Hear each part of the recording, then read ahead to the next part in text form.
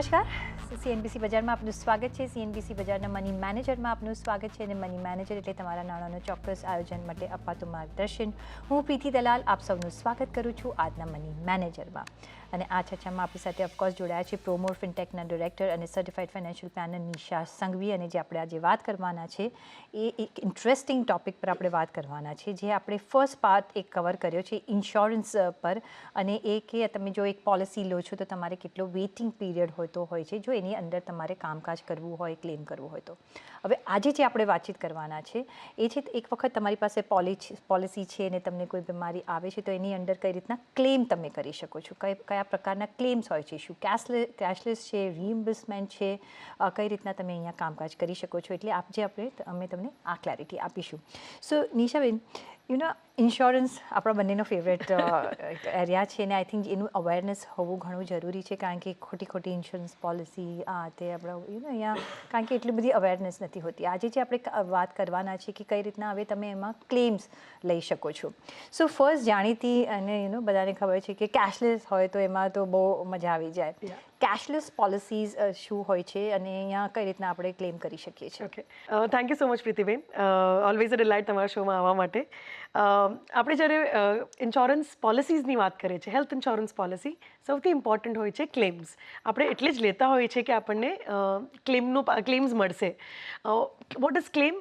અગર હોસ્પિટલાઇઝેશન થયું કે કોઈ લાઇન ઓફ ટ્રીટમેન્ટ આપણે લીધી જેના લીધે કે આપણે એક્સપેન્સ કરીએ છીએ આપણા પોકેટમાંથી, એ પૈસા આપણને સેટલ થવા જોઈએ.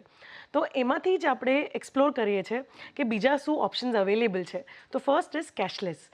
કેશલેસમાં એવું હોય છે કે ઇટ્સ લાઈક આપણે એક હોટલમાં ચેક ઇન કરીએ એટલું સિમ્પલ કેશલેસ ક્લેમ્સ હોય છે. અને જનરલી ઇન્સ્યોરર્સ પણ એન્કરેજ કરે છે કે તમે નેટવર્ક હોસ્પિટલમાં જાઓ. તો જ્યારે પણ કેશલેસ ક્લેમ કરવો હોય તો તમારે તમારા પોલિસીના વેબસાઇટ, ઇન્સ્યોરન્સ કંપનીના વેબસાઇટ પર જઈને નેટવર્ક ઓફ હોસ્પિટલ ચેક કરવાની. એ નેટવર્ક ઓફ હોસ્પિટલમાં તમને દેખાશે કેશલેસ નેટવર્ક હોસ્પિટલ્સ. તો એ હોસ્પિટલ્સનું જે લિસ્ટ આવશે એમાં તમને it will be like that smooth and easy કે તમે જાઓ, તમે તમારી પોલિસી અને ડોક્યુમેન્ટ્સ દેખાડો અને એમાં તમને એડમિશન મળશે હોસ્પિટલમાં, તમારી ટ્રીટમેન્ટ મળશે અને તમે ડિસ્ચાર્જ થઈ જશો.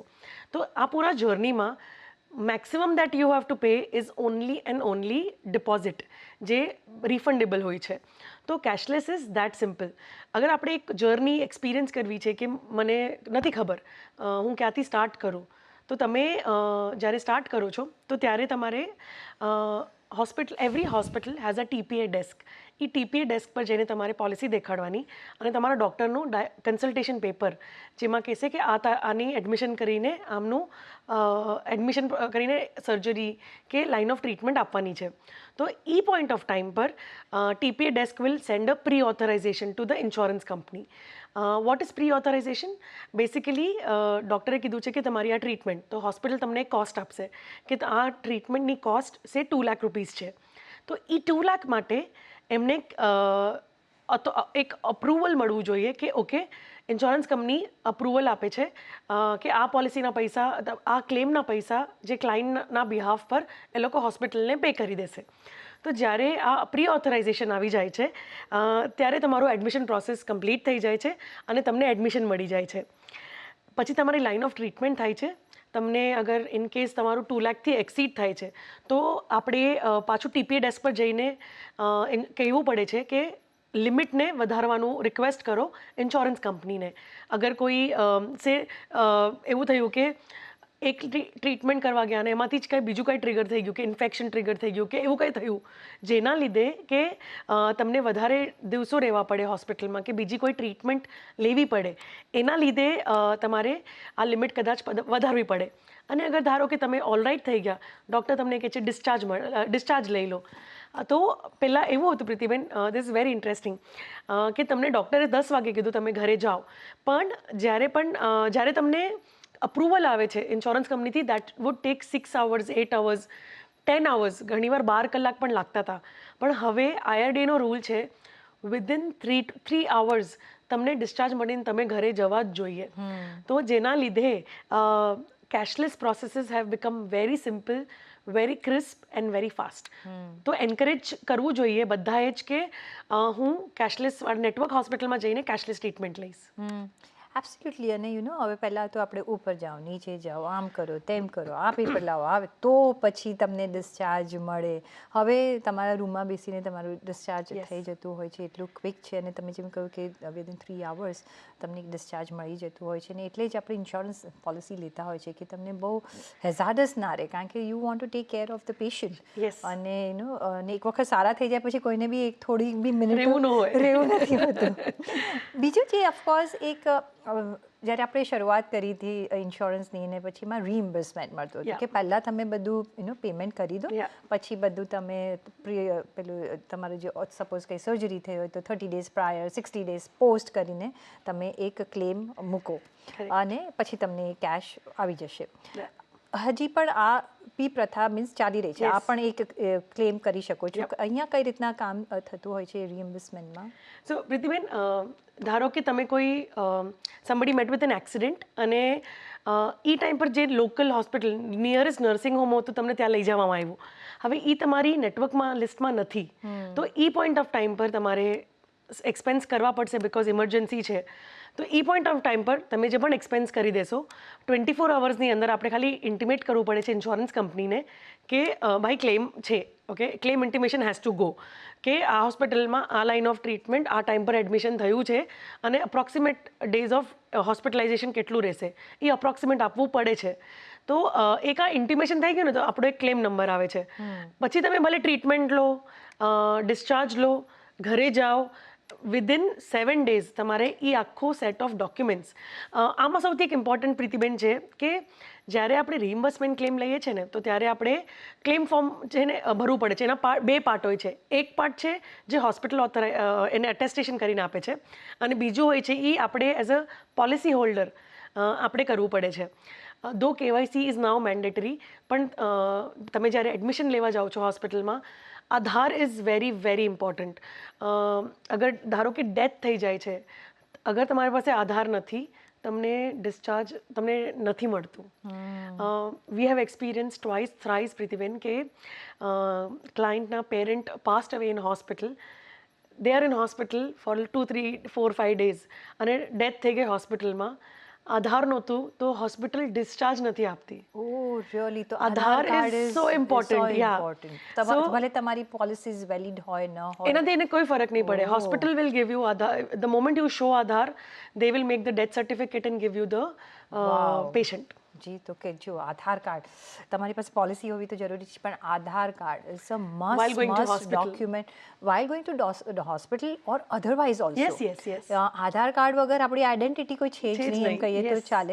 Nothing works better than Aadhaar, or apart from Aadhaar કંઈ કામ નથી કરતું એમ પણ આપણે કહી શકીએ. તો જો કોઈ પણ આવી જ્યારે ડેલિકેટ સિચ્યુએશન હોય છે ત્યારે જો આધાર ન હોય તો કઈ રીતના પ્રોબ્લેમ થઈ શકે છે. જી. સો ગોઈંગ ફોરવર્ડ કે જ્યારે આપણે આ ડોક્યુમેન્ટ સબમિટ કરીએ છીએ ને, ઇન્સ્યોરન્સ કંપનીઝને આ બધું ઓરિજિનલમાં જોઈએ છે જ્યારે આપણે રીઇમ્બર્સમેન્ટ ક્લેમ કરીએ છીએ. તો જ્યારે આપણે આ રીઇમ્બર્સમેન્ટના પેપર્સ મોકલાવીએ છીએ તો ક્લેમ ફોર્મ, KYC એટલે પેન અને આધાર, ચેક કોપી જેમાં જે અકાઉન્ટમાં પૈસા આવવા જોઈએ, થર્ડ પાર્ટીનું નો ચાલે, જે પ્રપોઝર હોય એનું જ બેંક ડિટેલ આવી જોઈએ. અને એના પછી જેટલી પણ તમે લાઇન ઓફ ટ્રીટમેન્ટ કરી છે હોસ્પિટલાઇઝેશન વખતે, પ્રી હોસ્પિટલાઇઝેશન, જેવી રીતે પ્રીતિબેને સ્ટાર્ટિંગમાં કીધું કે હોસ્પિટલમાં જવા પહેલાં જે લાઇન ઓફ ટ્રીટમેન્ટ કે જે પેથોલોજી કે જે લેબના ટેસ્ટ કરાવ્યા હતા એ બધા પણ તમે સાથે અટેચ કરી શકો છો. અને ડિસ્ચાર્જ થયા પછી તમે ફોલોઅપ માટે પણ જે ગયા છો એ પૈસા પણ તમને પોસ્ટ હોસ્પિટલાઇઝેશનમાં મળે છે. One needs two remember number of days જે કવર્ડ છે, 30 days બિફોર હોસ્પિટલાઇઝેશન કે 60 days બિફોર હોસ્પિટલાઇઝેશન, અને પોસ્ટ હોસ્પિટલાઇઝેશન કેટલા દિવસ કવર્ડ છે. સો દેર આર પોલિસીઝ જે 90 days બિફોર હોસ્પિટલાઇઝેશન કવર કરે છે, અને દેર આર પોલિસીઝ જે 180 days આફ્ટર હોસ્પિટલાઇઝેશન કવર કરે છે. એ ક્રિટિકલ ઇલનેસ હશે તો પછી? નો, કેન્સર, ની replacement, there are line of treatments which require post hospitalisation treatment also. Like physiotherapy હોય જો સપોઝ તમે ની રિપ્લેસમેન્ટ કરાવો. જી. તો એ પોઈન્ટ ઓફ ટાઈમ પર તમને બહુ જરૂરી છે કે તમે, સો આ બધું ક્યારે આવશે જ્યારે we go back to our previous show, કે એક હેલ્થ પોલિસી લેતી વખતે આપણે કયા ફેક્ટર્સ ધ્યાનમાં રાખવા જોઈએ. સો these are 2 factors which are pre and post hospitalisation, જે તમારી ઇન પેશન્ટ ટ્રીટમેન્ટ સાથે બી આ વસ્તુઓ કવર થઈ જાય છે. તો રીઇમ્બર્સમેન્ટ ક્લેમમાં જ્યારે તમે આ ડોક્યુમેન્ટ્સ ઇન્સ્યોરન્સ કંપનીને મોકલાવો છો, એ પોઈન્ટ ઓફ ટાઈમ પર તમને વિધિન 7 to 10 વર્કિંગ ડેઝનો IRDAનો ટેટ છે. અગર તમે બધા ડોક્યુમેન્ટ્સ એક જ વારમાં આખી એક ફાઇલ બનાવીને મોકલી આપી છે ઇન્સ્યોરન્સ કંપનીને, તો તમારો claim definitely we have experience claim settlement in 3 days reimbursement claims. 3 days 4 daysમાં ક્લેમ સેટલ થઈ જાય છે. ઇન્સ્યોરન્સ કંપનીઝને પણ પેનલ્ટી આવે છે, IRDA એમને પણ પેનલ્ટી લગાડે છે કે ડીલે શું કામ થયું, અને every delay that they make they are V as ઇન્શ્યોર્ડ, આપણે પોલિસી હોલ્ડર છીએ તો આપણને ઇન્ટરેસ્ટ પણ એ લોકોને આપવો પડે છે. પણ આઈ વોન્ટ ટુ નો આમાં એક બીજું, કારણ કે છે ને રીઇમ્બર્સમેન્ટ આપણે જ્યારે લેતા હોય જી. કે કેશલેસ પણ આપણે જ્યારે કરતા હોય તો એ ક્લેમ સેટલ થતા માટે બહુ વાર લાગતી હોય છે. અમુક કેસીસમાં મેં જોયું છે કે 2-3 મહિના પણ થઈ જતા હોય છે, અને પછી જો તમારો ઇન્સ્યોરન્સ એજન્ટ બરાબર ન હોય ને એ ક્લેમ નથી કરતો, કે જે ક્લેરિફિકેશન જે આપણે જોઈતા હોય નથી આપતા, તો ક્લેમ એ લોકો બંધ પણ કરી દેતા હોય છે. એવી રીતે પણ થતું હોય છે.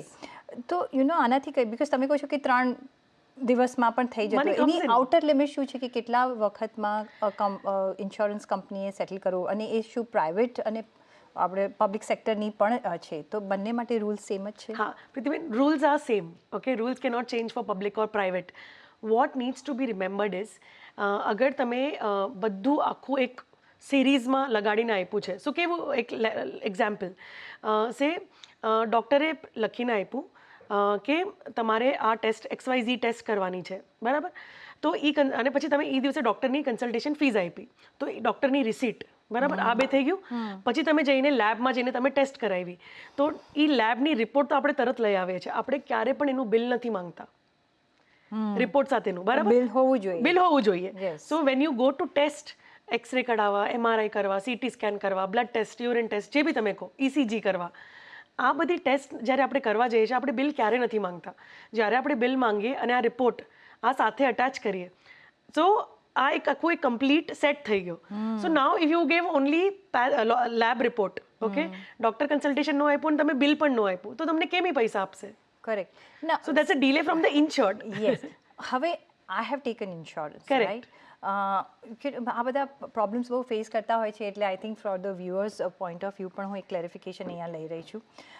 અને તમે બધા પેપર બધું આપી દીધું, જે એમને માંગ્યું એ આપી દીધું, તો પણ સપોઝ ક્લેમ નથી થતો, કારણ કે આપણે ઇન્સ્યોરન્સ પોલિસી લઈએ છીએ શેના માટે, કે ભાઈ આપણને સુવિધા પડે, પણ જો તો નથી થતું, તો કઈ રીતના તમે અપ્રોચ કરી શકો છો? શું ઇન્સ્યોરન્સ કંપનીએ કોઈ પેનલ્ટી આપવી પડે એઝ ટુ એવા પણ કોઈ પ્રાવધાન છે? યસ. સો પ્રીતિબેન, અગર ડીલે થાય છે, insurance company is liable to clarify કે કેમ ડીલે થયો છે. સો મેં ડોક્યુમેન્ટ્સ કુરિયર કર્યા, એમને મળી ગયા, એનું કન્ફર્મેશન મને આવી ગયું, એની પછી દે વિલ ઇવેલ્યુએટ, એના ડૉક્ટર્સ તમને કદાચ વેરિફિકેશન કોલ કરે છે. એ વેરિફિકેશન કોલ થયા પછી when they go back to the papers that you have submitted, એમાં કોઈ શોર્ટફોલ હોય અને એ પેપર્સને એ લોકો એક લેટર રિલીઝ કરે, કે રિક્વાયરમેન્ટ રેઝ કરે કે these documents are not there. અને ઘણીવાર see claim was for 2 lakhs, they will settle only 1,20,000. 80,000 નો આવ્યા. એઝ અ પોલિસી હોલ્ડર મારો હક છે કે હું ક્લોઝ થયેલો ક્લેમ પાછો ઓપન કરાવી શકું. ઓકે. સો એડમિસેબલ અને ઇનએડમિસેબલ, આપણે જ્યારે ક્લેમ સેટલ થાય ને, તો એનું એક ડોક્યુમેન્ટ આવે છે ડિટેલ વર્કિંગ સાથે, કે કયા પૈસા કેના અગેન્સ્ટ આપ્યા છે. તો એ તમે જુઓ ને, વેરી સિમ્પલ કેલ્ક્યુલેશન, 2 ટેબલ હોય છે, એડમિસેબલ, ઇનએડમિસેબલ. ઇનએડમિસેબલમાં તમે કોઈ ડોક્યુમેન્ટ નથી આપ્યું કે તમે કોઈ બિલ નથી આપ્યું, તો એ વસ્તુને ઇનએડમિસેબલ કરી નાખશે. So you can go back and ask the insurer કે okay, I will give this document, give my money. They will give it, they have to give it. અને એ ડોક્યુમેન્ટ મળ્યા પછી અગર માનો કે એ લોકોએ બહુ ડીલે કર્યો, દે હેવ નો ટ્રેક, એનું છે જ નહીં કે એને મળ્યું છે, તો આપણી પાસે કુરિયરની POD હોવી જોઈએ કે આપણે ડિલિવર થયું છે, એનું સ્ટેમ્પ છે એની પર. અગર કોઈ મેન્યુઅલ જઈને ફિઝિકલી સબમિટ કર્યું તો એની પર એકનોલેજમેન્ટ હોવું જોઈએ કે મેં સબમિટ કર્યા છે આ રિક્વાયર્ડ ડોક્યુમેન્ટ્સ. તો it is very very important કે જ્યારે આ પ્રોસેસિંગ થઈ રહ્યું છે ને, કે તમે એને પણ એક્ટિવલી ટ્રેક કરો.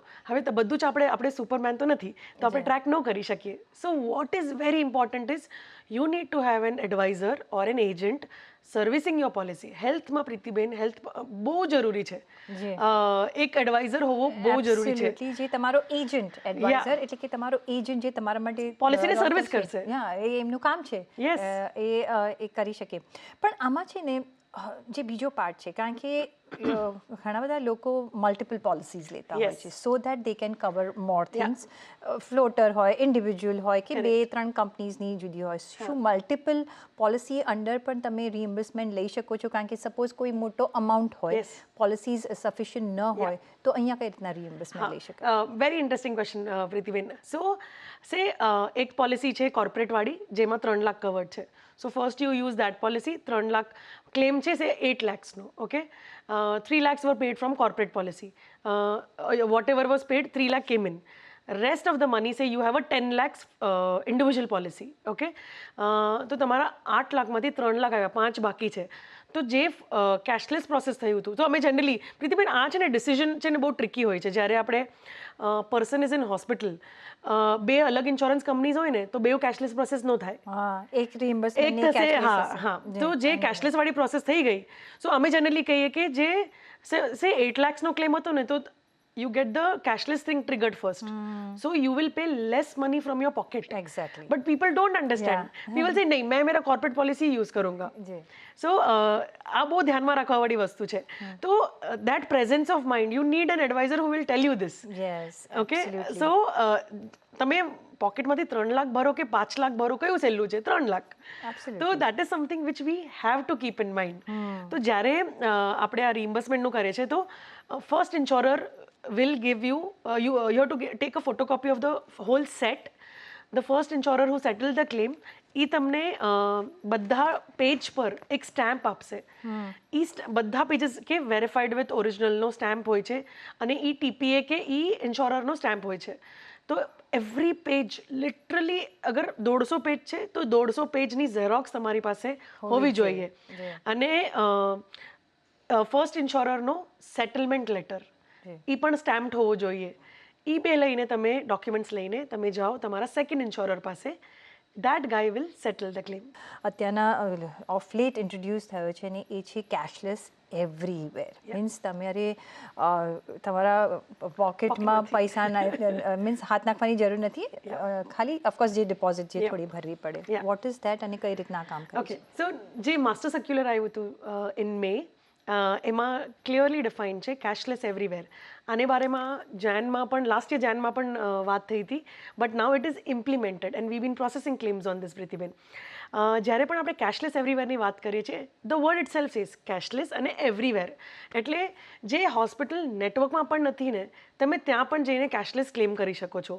નાઉ આમાં થોડા ટર્મ્સ એન્ડ કન્ડિશન્સ છે, વિચ મીન્સ કે જ્યારે પણ આપણે આ ક્લેમ કરવા જઈએ છીએ નોન નેટવર્ક હોસ્પિટલમાં, તો એ પોઈન્ટ ઓફ ટાઈમ પર insurer requires 4 to 6 hours window to get you an approval. તો તમે સે XYZ હોસ્પિટલમાં જાઓ, એ કે આ નેટવર્કમાં નથી, તો then you have to ask for it કે કેશલેસ એવરીવેરના અંડર તમે આને અપ્લાય કરો. તો ટીપીએ ડેસ્ક જે છે એ તમને રિક્વાયરમેન્ટ્સ પૂછે છે. TPA desk will send an email to the insurer. The moment the email is sent, અને આમાં તમારો એડવાઇઝર હોય ને તો તમારે લૂપમાં રાખવું જરૂરી છે ફોર ફાસ્ટર પ્રોસેસિંગ. તો the moment email goes for an approval, as an advisor my job is to get it done કે અપ્રુવલ આવી જાય. તો 4 to 6 hours અંદર તમને અપ્રુવલ આવી જાય છે, અને તમે ખાલી ડિપોઝિટ ભરીને તમે ટ્રીટમેન્ટ લઈને ડિસ્ચાર્જ લઈને જઈ શકો છો.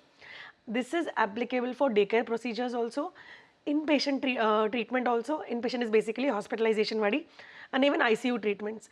એટલે કંઈ પણ લાઇન ઓફ ટ્રીટમેન્ટ માટે આમાં કોઈ રિસ્ટ્રિક્શન નથી. આનો એડવાન્ટેજ છે કે તમારે રિઇમ્બર્સમેન્ટના મગજમારી નથી કરવાની, તમારે કોઈ જોગ્રાફિકલ લોકેશનની કાંઈ રિસ્ટ્રિક્શન પણ નહીં આવે.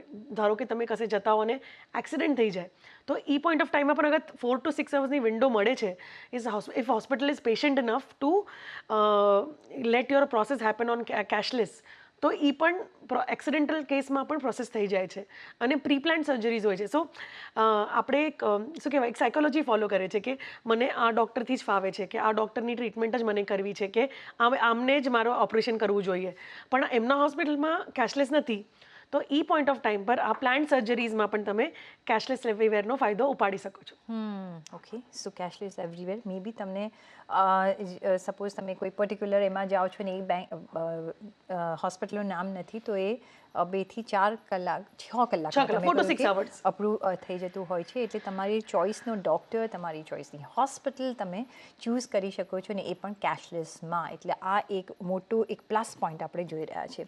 બીજું આપણે આયુષ્યમાન ભારતનો પણ અહીંયા આપણે પોલિસીઝ હોતી હોય છે. પ્રધાનમંત્રીની જે જન આરોગ્ય યોજના છે અહીંયા કઈ રીતના આપણે ક્લેમ લઈ શકીએ છીએ? યસ પ્રીતિબેન, આ ફેસિલિટી જે છે ઇટ્સ રીલોન્ચ્ડ આપણે કહી શકીએ છીએ, specially four people who are 70 years and અબાવ.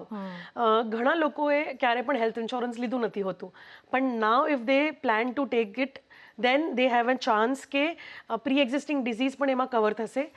એમાં રિસ્ટ્રિક્શન છે 5 લાખની, પણ એમાં પ્રી એક્ઝિસ્ટિંગ ડિઝીઝ કવર થાય છે. હોસ્પિટલમાં એવું છે કે પબ્લિક એટલે ગવર્મેન્ટ હોસ્પિટલ્સ પણ છે અને પ્રાઇવેટ એમ્પાયર્ડ હોસ્પિટલ્સ પણ છે.